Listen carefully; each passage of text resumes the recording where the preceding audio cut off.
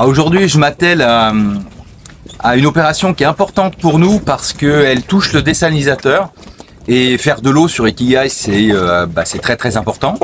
Donc on va faire la maintenance de la membrane qui permet de désaliniser l'eau de mer. Et pour pouvoir réaliser ça, cette maintenance, je vais modifier certains les circuits existants parce que ils me conviennent pas et puis ils sont pas optimisés au niveau de cette opération.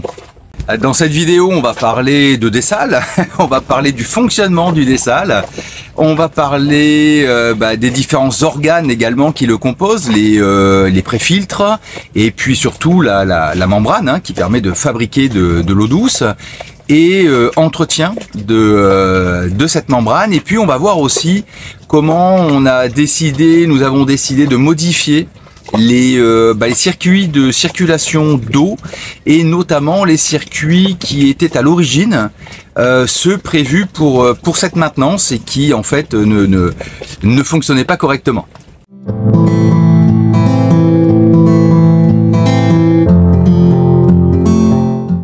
Bienvenue sur Ikigai Voyage, la chaîne où on parle de voile, de voyage et de changement de vie. Avant de poursuivre la vidéo, je voulais vous remercier parce que vous êtes de plus en plus nombreux à suivre la chaîne. Vous remercier pour les likes, pour les commentaires, grâce auxquels moi aussi j'apprends beaucoup. Et puis vous encourager à poursuivre parce que voilà, de vous abonner, de liker, de commenter, ça aide beaucoup la chaîne au niveau de son référencement par rapport à l'algorithme de YouTube. Et puis nous aussi ça nous motive à continuer, à poursuivre, à faire des vidéos. Donc encore une fois merci et pensez à vous abonner, à liker, à partager. C'est très important pour nous. Lorsqu'on est en grande croisière, la question de l'eau, c'est quelque chose d'extrêmement important. La gestion de l'eau, l'approvisionnement en eau, c'est important. Et avoir à bord un désalinisateur, c'est quand même au niveau du confort quelque chose d'inégalable, je pense. Ça évite de bidonner, c'est-à-dire de faire des transferts d'eau avec des bidons entre le bateau et puis le point de ravitaillement, ou bien d'être obligé d'aller dans un port pour remplir les cuves. Sur notre précédent bateau, nous n'avions pas de dessal et même nous n'avons jamais eu de dessal. C'est la première fois qu'on en a un. Donc déjà, son fonctionnement était mystérieux pour nous, parce que ça fait quand même pas mal de tuyaux et puis des arrivées en électricité, etc. Après plus d'1 an et demi maintenant d'usage, on aurait quand même du mal à s'en passer parce que franchement, on se pose pas la question en réalité. Alors, on fait attention à l'eau, mais on se pose pas du tout la question de où est-ce qu'on va pouvoir faire de l'eau, quand est-ce qu'on va pouvoir en faire, comment on va gérer. Même si on a beaucoup de quantité en termes de réservoirs, certains vont avoir 400, 600 litres de réservoir. Là, on se pose pas la question du tout par rapport à ça. On se pose pas la question non plus des bactéries. Parce que la filtration est tellement fine qu'on n'a plus de bactéries ou de choses indésirables au niveau des cuves. Qui dit dessal, dit maintenance. Alors sur le désalinisateur, en fait, donc le principe de fonctionnement, il est assez simple. On prend de l'eau de mer, donc il faut une prise d'eau de mer, un passe-coque qui permet de prendre de l'eau de mer. Une pompe de gavage, une petite pompe qui fait cette aspiration-là, qui passe dans un premier filtre, on va dire, un petit préfiltre type grillage, et ensuite qui va envoyer l'eau dans des filtres comme on a à la maison, des filtres 20 microns et 5 microns. Là, on est sur la partie basse pression. On a une seconde pompe qui est une pompe qui va haute pression, qui va créer de la pression. Et cette pompe-là va envoyer l'eau après les filtres, l'envoyer dans une sorte de grand tube à l'intérieur duquel on a une membrane, ce qu'on appelle une membrane. En fait, c'est un filtre. Et un peu comme dans une machine à café, finalement, l'eau sous pression va passer à travers la membrane en étant dépourvue de tout. c'est-à-dire de sel, mais aussi de minéraux, de tout. Cette partie-là déminéralisée, puis sans sel, va aller dans les réservoirs. Et puis l'autre partie, parce que tout ne passe pas dans la membrane, soit 50 à 70% de l'eau va repartir à la mer en étant chargée de tout ce qui n'est pas passé en termes de sel et autres au travers de la membrane. Donc vous voyez, le principe il est simple. Donc on a deux actions de maintenance principales au niveau filtre. Ça va être tous les pré-filtres plus les filtres, partie basse pression, et puis le nettoyage de la membrane haute pression. Pour la partie basse pression, c'est assez simple, hein, parce que le petit ami, lui, va se dévisser, et puis on le nettoie. Pour les filtres 20 microns, 5 microns, c'est les mêmes qu'on a à la maison. Donc on se change, on trouve ça en magasin de bricolage. La partie un peu plus costaud, finalement, c'est le nettoyage de la membrane. Et là, on va devoir faire ce nettoyage avec des produits. Hein, on les verra dans la vidéo. Et on a un circuit dédié, c'est-à-dire que au lieu d'aspirer de l'eau de mer, on va aspirer à l'intérieur d'un seau ou d'une bassine de l'eau douce avec ces produits de nettoyage. Alors l'objet principal de la vidéo va être centré sur à la fois ces circuits qui n'étaient pas optimisés une partie n'était pas optimisée et une autre partie ne fonctionnait pas sur Ikigai, et puis sur l'opération de maintenance en elle-même de nettoyage des filtres, enfin de la membrane. Pour le dessal, alors ça se passe ici au niveau du bateau. Donc on a notre tableau de commande. Après, à l'intérieur du coffre, toute la partie filtre et pompe à basse pression. Et ici en dessous, la membrane et le compresseur. Ce que je trouve pratique sur Ikigai, c'est l'emplacement en fait du dessal, parce qu'on voit qu'il est déjà à l'intérieur du bateau, dans un endroit extrêmement accessible. Tout ce qui concerne l'eau finalement est assez proche. On a le dessal ici, le réservoir, et puis tout ce qui concerne les vannes, le système de vannes. Donc cette proximité, elle est bien sympa. Nous, on l'aime bien. Et puis surtout, tout est accessible. Donc pour travailler, c'est quand même beaucoup plus simple. Alors si on le regarde plus en détail, on a bien ici la partie aspiration filtre, la partie contrôle, et puis le compresseur et la membrane. Alors ce qu'on voit tout de suite, c'est que sur Ikigai, on n'a qu'une seule membrane. Parfois, sur d'autres bateaux, on a 3 membranes, par exemple. Donc évidemment, avec 3 membranes, on produit beaucoup plus en termes de quantité à l'heure qu'avec une seule membrane. En termes d'entretien courant, on a déjà fait, sur Ikigai, nous avons déjà procédé au changement des différents filtres, aux cartouches qu'on a à l'intérieur. Donc ça, c'est fait. Aujourd'hui, ce à quoi on va s'atteler, c'est au nettoyage de cette membrane. Pour tout ce qui est cartouche, c'est simple, hein, c'est comme à la maison, on dévisse les récipients, on change la cartouche. Alors il y a du 20 microns, ensuite il y a du 6 microns, il y a aussi une cartouche de charbon par rapport aux odeurs. Bon là, il n'y a rien de particulier, c'est pour ça que je vais pas forcément filmer, parce que c'est un peu comme à la maison. La seule chose à laquelle il faut faire attention, c'est de remplir les bols, les récipients, afin de pas faire redémarrer tout le système à vide, c'est-à-dire sans eau de mer. Alors concernant la membrane, alors moi j'ai jamais eu de dessal avant d'avoir Ikigai, et le dessal était déjà installé quand je suis arrivé. Donc question nettoyage et entretien, j'y connaissais vraiment pas grand-chose. Je me demandais à un moment donné s'il fallait sortir la membrane de son logement, de son tube. Alors en fait, à l'intérieur du tube, on va dire un autre tube, type tube en céramique avec des tout petits trous. Et le compresseur, là, va faire passer l'eau de mer sous pression à travers le tube, et donc à travers le gros tube en métal, et puis la pression va faire que de l'eau va passer à travers les petites alvéoles et à travers la membrane. Celle-là va être sans sel, d'ailleurs sans sel et sans rien d'autre. C'est-à-dire qu'on n'a plus non plus de bactéries, de virus, et on n'a plus rien. Et une autre partie, c'est-à-dire la majeure partie quand même, va repartir à la mer, là-bas, en étant beaucoup plus salée. C'est-à-dire qu'on a ôté une partie du sel à l'eau et on l'a ajouté à l'eau qui retourne à la mer.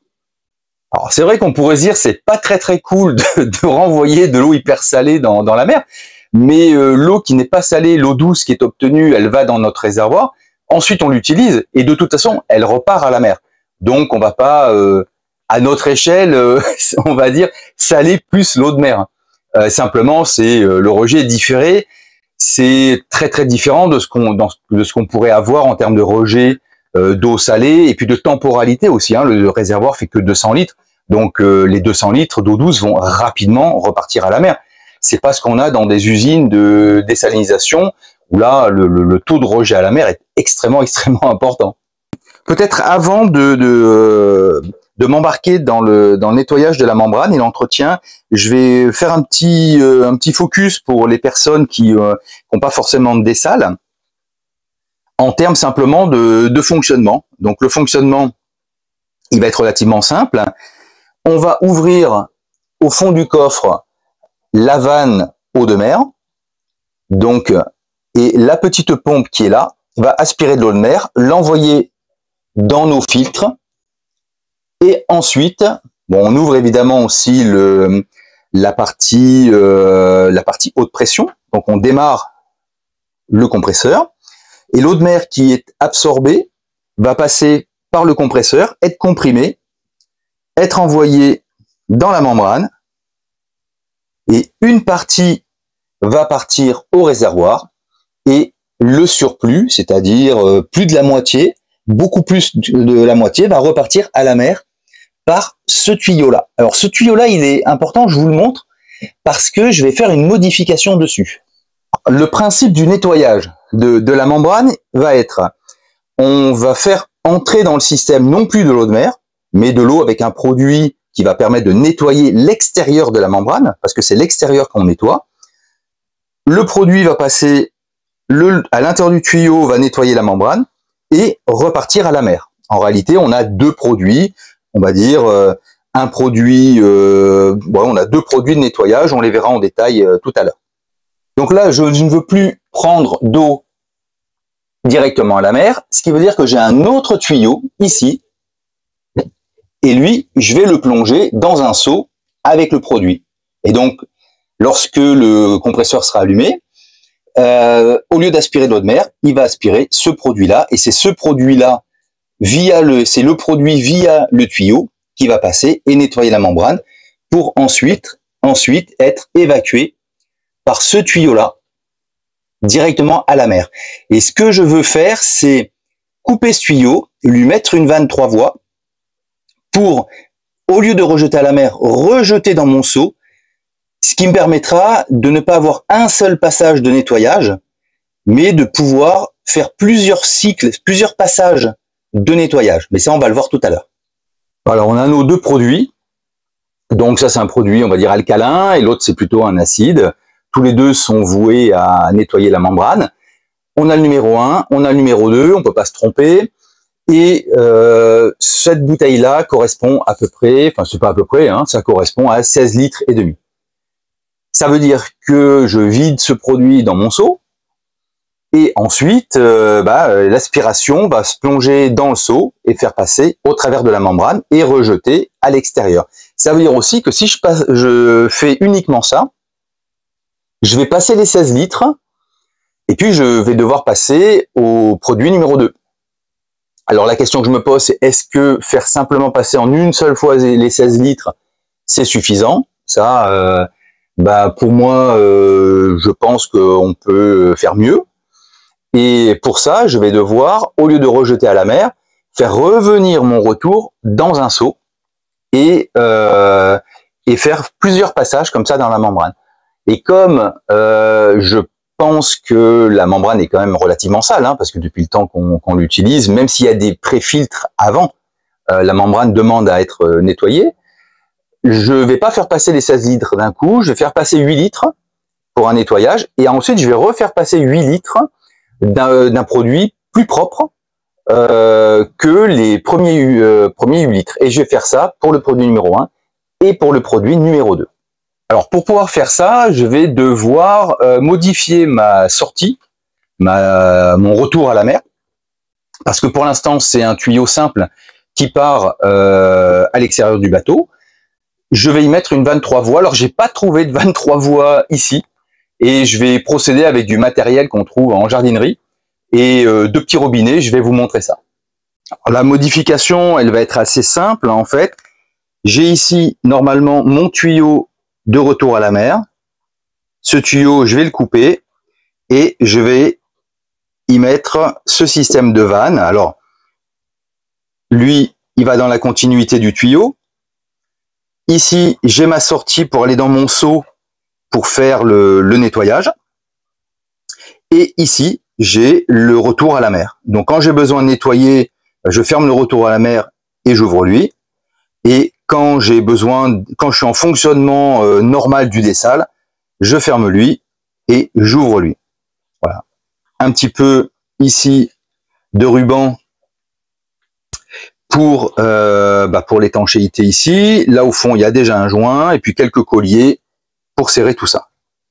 Simplement, au niveau du ruban, pensez à pas mettre de ruban sur la surface où on va avoir le joint. Et puis, en termes d'enroulement, étant donné qu'on va visser dans ce sens-là, on va enrouler dans l'autre sens. De manière à ce que la partie, si je fais arriver mon ruban comme ça, quand je vais visser, il va avoir tendance à sortir. Donc, je fais arriver mon ruban comme ça, et en le vissant, il va continuer à bien s'aplatir et s'enrouler. Voilà, c'est ce qui permet d'éviter d'avoir des fuites. Après, sur ce système-là, il n'y a pas de pression.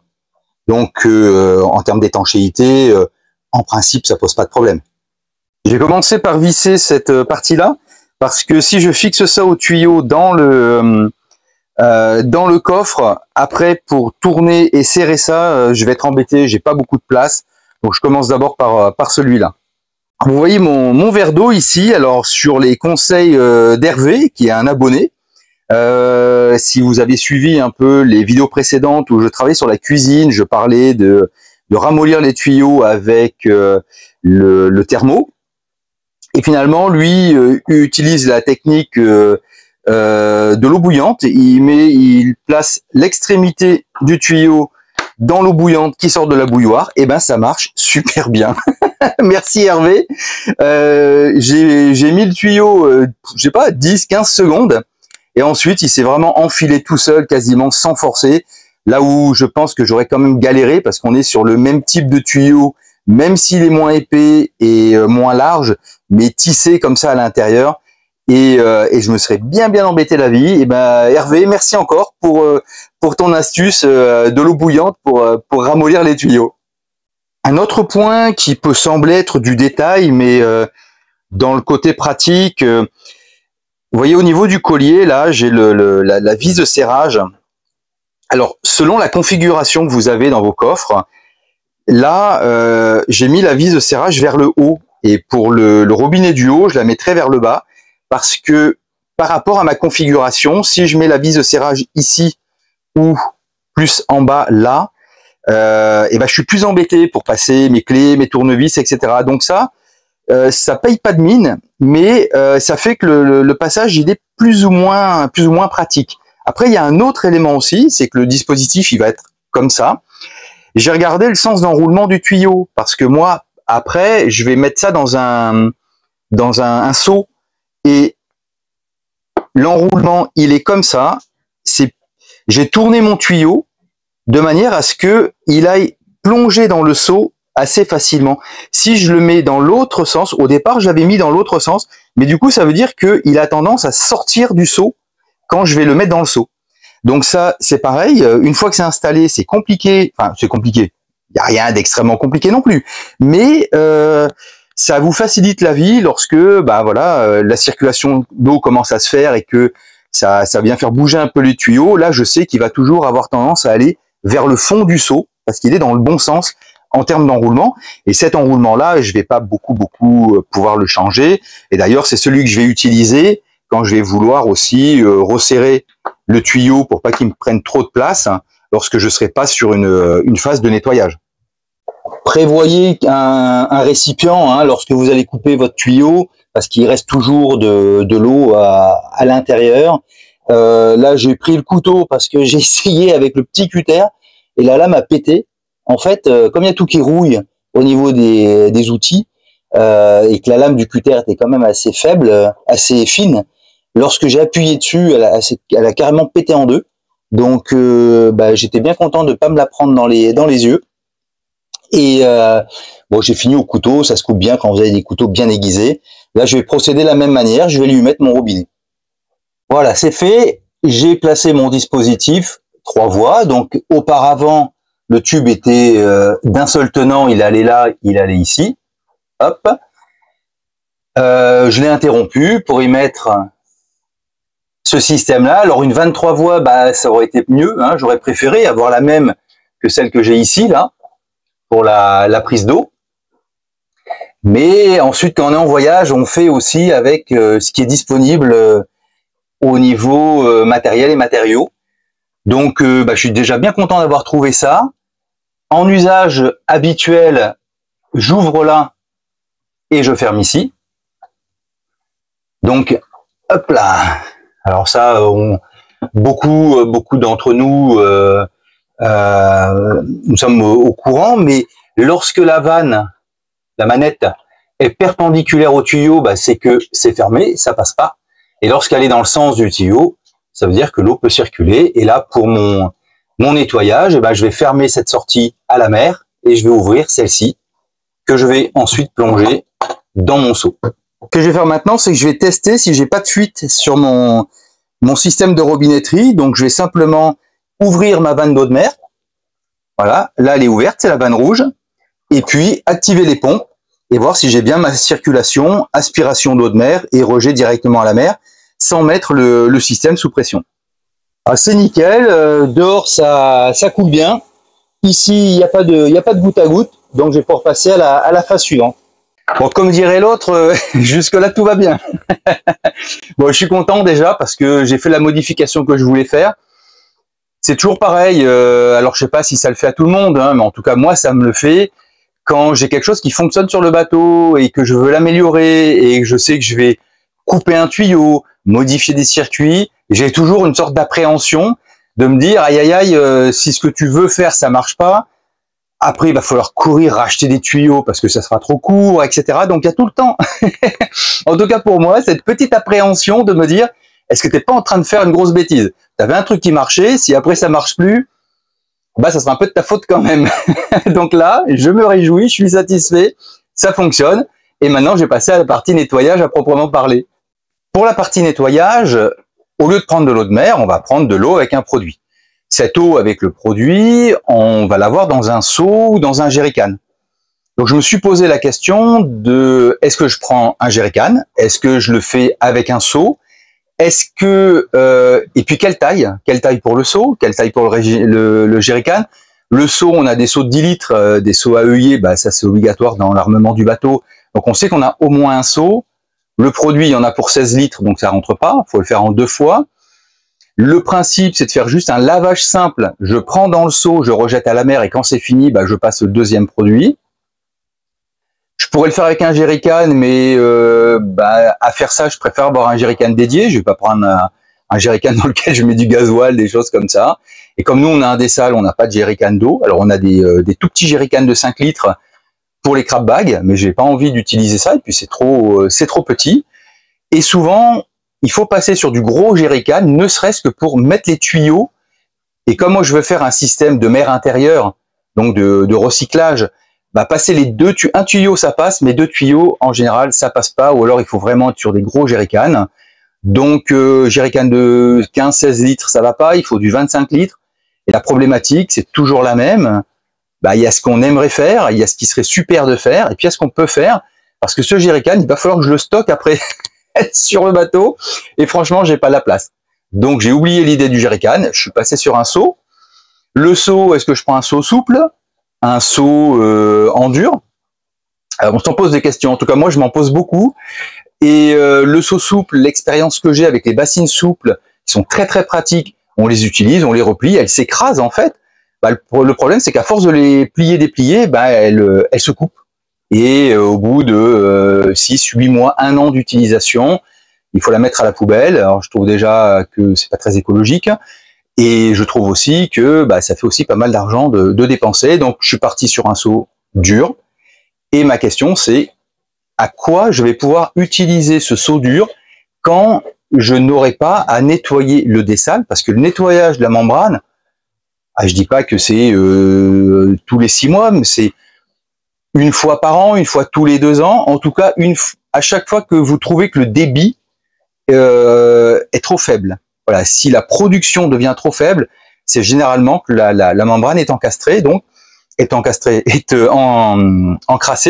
et donc il faut à ce moment-là la nettoyer. Voilà le seau que j'ai trouvé. En fait, c'est une comporte. Alors vous allez me dire, c'est un peu énorme en fait pour faire ce que j'ai à faire, parce que finalement j'ai besoin à la limite d'un seau de 20 litres, pas un seau de 40 litres.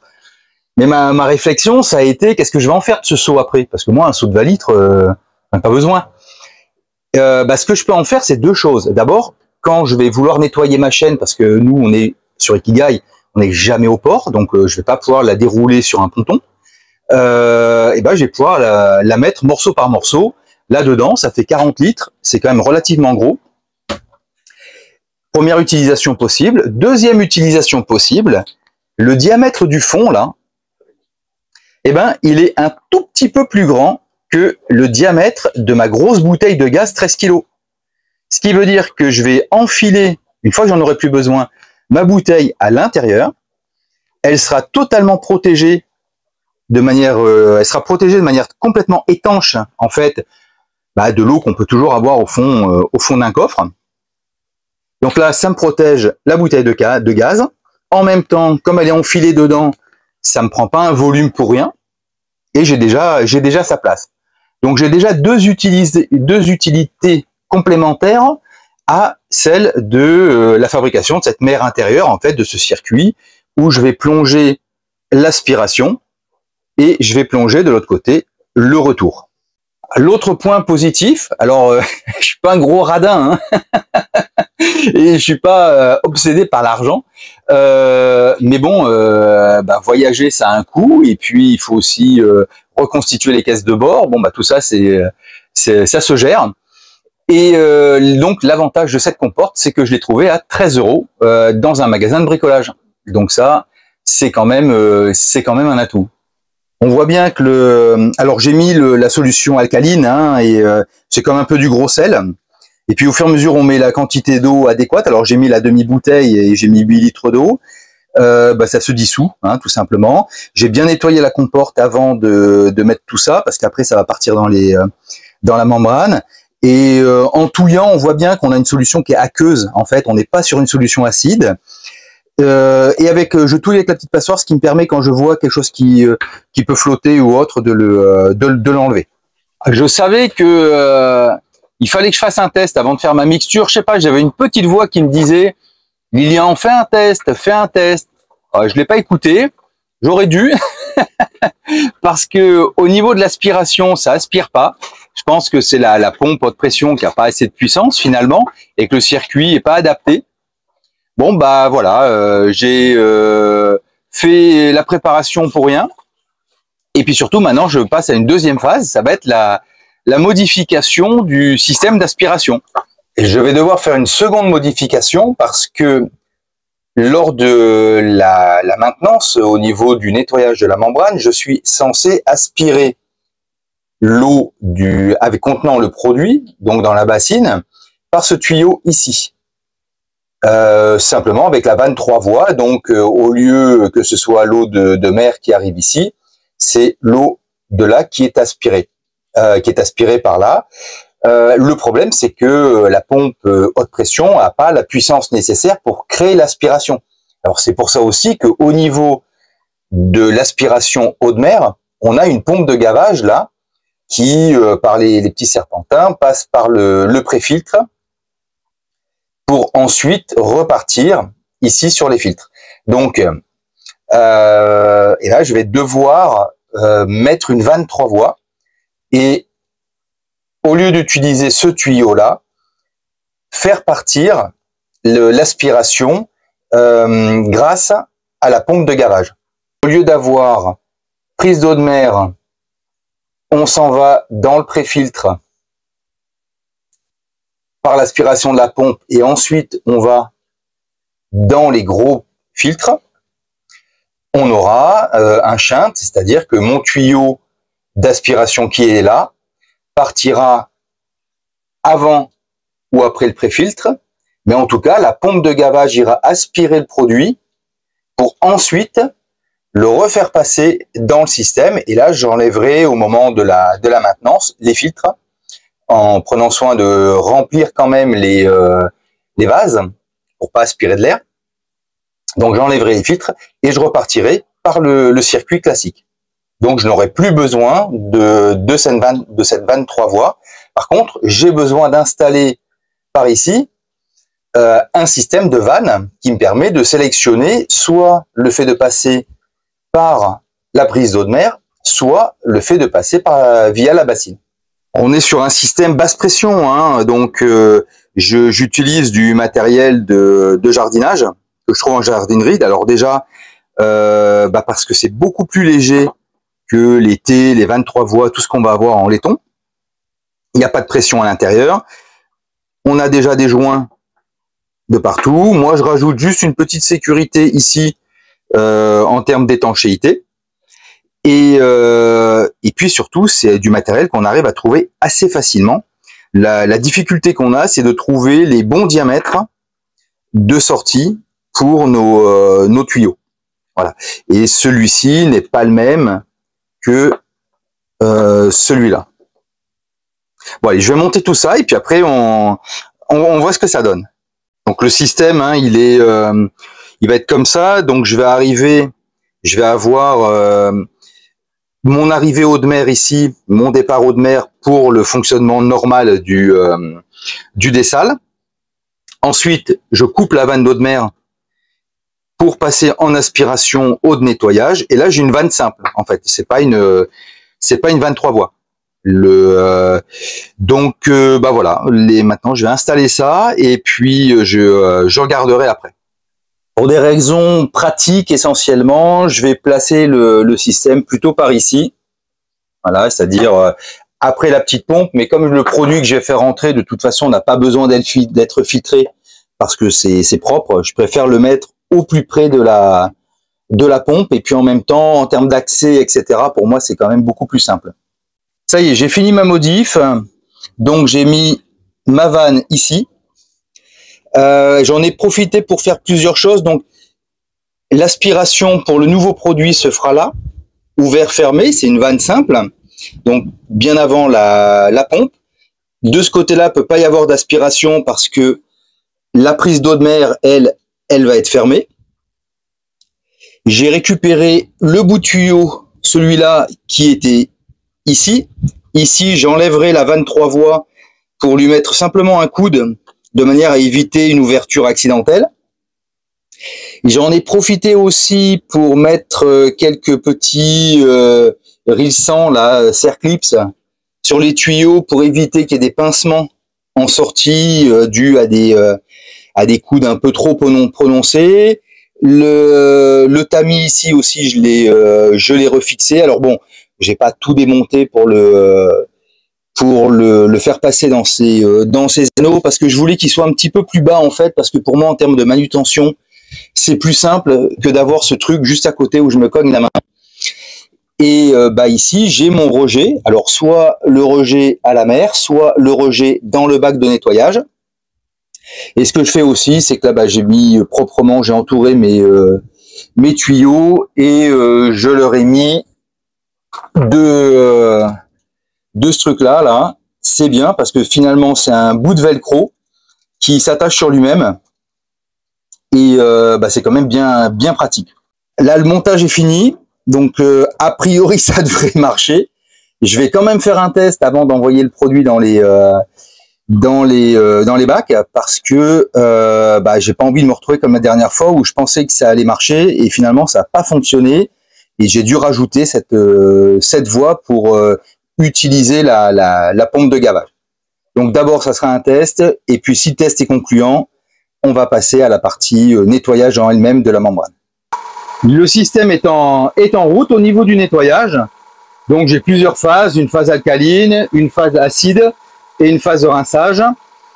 Ce que j'ai fait, c'est que le tuyau d'aspiration de la mer artificielle, là, je l'ai fait passer par l'intérieur du coffre pour éviter à la pompe de trop forcer, la pompe de gavage de trop forcer. Comme ça, elle n'a pas besoin de monter très très haut au niveau d'aspiration. Et puis le retour, je l'ai fait passer par-dessus. C'est assez pratique. Et puis en termes de rangement, comme ça, je pourrais stocker les tuyaux, le tuyau de la pompe d'aspiration ici, de ce côté-là. Ça sera beaucoup plus simple. La seule chose, c'est que la petite pompe, du fait d'avoir enlevé les filtres, des gros filtres là, et d'avoir rempli d'eau, elle s'est un peu désamorcée. Donc, il a fallu que je refasse, j'ai amorcé en réouvrant la vanne eau de mer. Et une fois que c'est sorti à l'eau de mer, j'ai ouvert ma vanne d'aspiration, celle qui est là-bas, la verte, et fermé l'eau de mer. Et après, c'était reparti, la pompe était amorcée. Donc là, je suis sur le cycle de rinçage, de lavage au niveau alcalin. Lorsque vous mélangez vos produits, que ce soit les bases, les produits alcalins ou acides, là, pensez à bien le faire avec un ustensile. Bon, moi, je prends une spatule, hein, on peut prendre ce qu'on veut, mais voilà, pas avec les mains parce que sinon, ça attaque quand même. C'est quand même des produits qui sont assez agressifs au niveau de la peau et des muqueuses. J'essaie dans la mesure du possible d'avoir le retour en haut et puis l'aspiration plutôt en bas, de manière à ce que les différentes eaux aspirées et rejetées se mélangent. Parce que si j'attache ma sortie juste à côté de l'entrée, l'entrée va aspirer l'eau qui vient juste de sortir. Et donc, je ne vais pas bénéficier de l'ensemble du produit. Voilà, donc dans la mesure du possible, j'essaie de les éloigner suffisamment pour avoir comme ça cette circulation qui se fait. Et puis on peut de temps en temps aussi remuer avec la spatule le produit pour être sûr d'avoir un mélange à peu près homogène pendant toute la durée du nettoyage. Alors je sais pas si c'est hyper utile, mais bon, nous on fait comme ça. Sur les bateaux, alors il y a beaucoup de marques de dessalement différentes. Ça veut dire que on va avoir des installations qui vont différer. Il y a des installations où tout est automatisé. Donc finalement, on appuie sur un bouton et puis le dessal se fait, le lavage du dessal se fait. Donc c'est assez simple. Il y a d'autres installations beaucoup plus simples comme la nôtre qui nécessitent de tout faire manuellement. Donc ça a l'avantage de ses inconvénients, c'est-à-dire que en termes de maintenance et d'utilisation, c'est beaucoup plus simple. Donc l'idée là, sur cette vidéo, c'était de vous présenter la façon dont ça fonctionne pour nous sur Ikigai. Certainement que ça sera différent pour d'autres, mais les principes vont rester les mêmes. On a sur un fonctionnement normal du dessal une aspiration eau de mer par un circuit basse pression, ensuite une aspiration, ça passe dans un compresseur et ça finit dans le réservoir.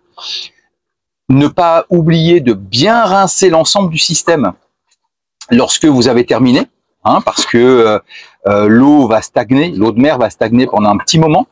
Et puis on a des concentrations aussi de sel au niveau de la membrane et des filtres. Donc c'est important de bien faire cette action de nettoyage du système une fois que vous avez fait de tourner le dessal pour fabriquer de l'eau douce. Ensuite, il y a la maintenance des filtres basse pression et puis la maintenance de la membrane. Voilà.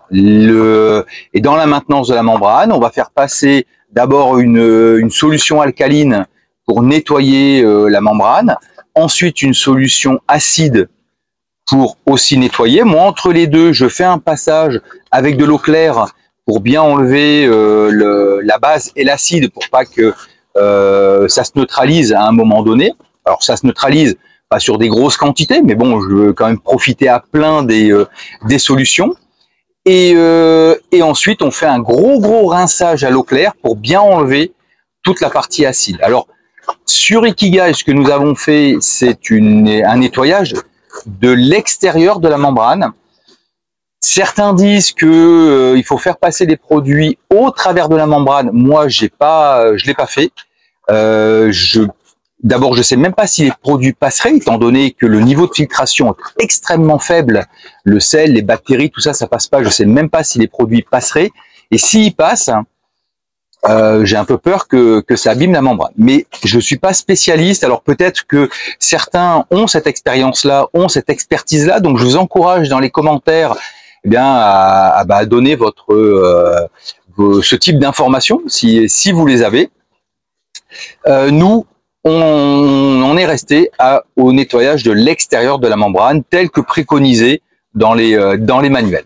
Voilà, j'espère que cette vidéo a été utile pour vous et puis qu'elle a un petit peu démystifié le dessal, son fonctionnement, son entretien, parce que pour nous c'était pas évident. C'était extrêmement mystérieux, comme d'autres choses, hein, comme l'électronique, comme autre chose, comme toutes ces choses qui relève finalement d'un haut niveau de technicité, de complexité au niveau de leur construction. Après, les fonctionnements sont simples, mais c'est toujours pareil. Hein, à un moment donné, il faut y aller, il faut le faire. Et une fois qu'on l'a vu avec d'autres, ou on a vu d'autres faire, c'est toujours un peu, en tout cas pour moi, c'est toujours moins inquiétant de me lancer. Deux précautions à prendre. Hein. La première, c'est que pour rincer votre membrane à la fin du cycle alcalin et du cycle acide, il va vous falloir de l'eau douce. Et de l'eau douce qui ne contient pas de chlore. Parce que le chlore et les membranes, c'est pas du tout copain. Ça veut dire que il faut bien vérifier avant de faire son cycle de nettoyage qu'on a suffisamment d'eau dans les réservoirs pour faire ce cycle de nettoyage. Alors sur Ikigai, notre réservoir est dédié uniquement au dessal. Alors déjà, on ne va pas dans les ports, donc on ne remet pas d'eau dans les réservoirs et on n'utilise que le dessal. Donc on sait, nous, que l'eau du réservoir n'a pas de chlore. D'autres personnes ont un réservoir pour le dessal et un réservoir pour l'eau du port, l'eau en bouteille, voire un autre pour l'eau de récupération, d'eau de pluie. Voilà. Donc assurez-vous d'avoir de l'eau sans chlore pour faire votre cycle de lavage, ou bien d'avoir acheté des bidons d'eau déminéralisée pour faire ce cycle de nettoyage et de rinçage. Moi, il m'a fallu 16 litres pour l'alcalin, 16 litres pour pour l'acide, et puis on va dire entre 40 et 50 litres de rinçage. Vous voyez, ça fait quand même, on est autour des 80 litres, hein, ça fait quand même pas mal d'eau dédiée à ce nettoyage. La seconde précaution à prendre, c'est de disposer sur le bateau, à bord, des produits d'entretien. Les produits d'entretien sont spécifiques à chaque marque de dessal. Donc, avant de partir pour un long périple, parce que ces produits, on va pas forcément les trouver partout, c'est une bonne précaution. En tout cas, nous, c'est ce qu'on a fait sur ce que nous avons fait sur Ikigai, hein, c'est d'avoir l'équivalent de 4 ou 5 cycles de nettoyage de membrane à l'avance, y compris ça vaut aussi pour les filtres. Alors les filtres, c'est un peu plus facile à trouver parce qu'on peut les trouver en magasin de bricolage, mais on les change plus souvent aussi. Peut-être que le nettoyage de la membrane, vous allez le faire quand vous allez soit perdre de la pression à la sortie eau douce fabriquée, ou bien lorsque l'eau sera pas de bonne qualité, peut-être une fois par an ou une fois tous les 2 ans. Ça dépend aussi des eaux dans lesquelles vous naviguez, dans lesquelles vous allez faire votre eau douce. Les filtres 20 microns et 5 microns, eux, pour le coup, on les change plus souvent. certains les changent une fois par mois, une fois par tous les 2 mois. Ça fait quand même une bonne quantité à avoir sur le bateau. Si cette vidéo vous a plu, si elle vous a intéressé, si elle a été utile pour vous, pensez à vous abonner et moi je vous dis à bientôt pour une prochaine vidéo.